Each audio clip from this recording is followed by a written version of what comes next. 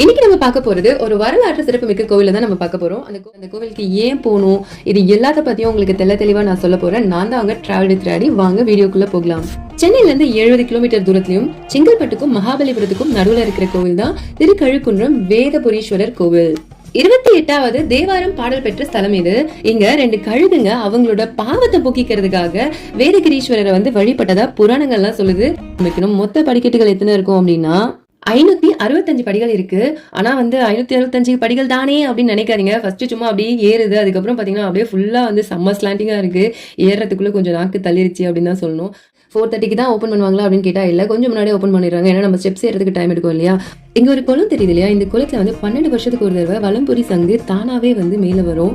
இது நீங்க நிறைய ரீல்ஸ்ல பார்த்திருப்பீங்க, நியூஸ்ல கூட பார்த்திருப்பீங்க. அந்த போட்டோஸ்லாம் நான் உங்களுக்கு கண்டிப்பா நான் அடுத்த வீடியோல போடுறேன். எனக்கு அந்த சங்கு பார்க்கறதுக்கான வாய்ப்பெல்லாம் கிடைச்சிச்சு. ஸோ அதனால அந்த சங்கையும் நான் பார்த்தேன். 8வது தேவாரம் பாடல் பெற்ற ஸ்தலம். இத்தனை ஆண்டுகள் ஆனதுக்கு அப்புறமும் அந்த பழமை மாறாம அந்த கோவில அவ்வளவு நல்லா மெயின்டைன் பண்றாங்க. வள்ளி தெய்வானையோட முருகர் பாத்தீங்களா, என்ன அம்சமா இருக்காரு. என்னவோ தெரியல, எனக்கு ரொம்ப பிடிச்சிருந்தது. இந்த கோவிலோட ஃபுல் வீடியோ பார்க்கணும் அப்படின்னா நீங்க டிராவல் வித் ராடி யூடியூப் சேனல்ல பார்க்கலாம். லிங்க் டிஸ்கிரிப்ஷன்ல தரேன். Tata bye bye. அடுத்த வீடியோல சந்திப்போம்.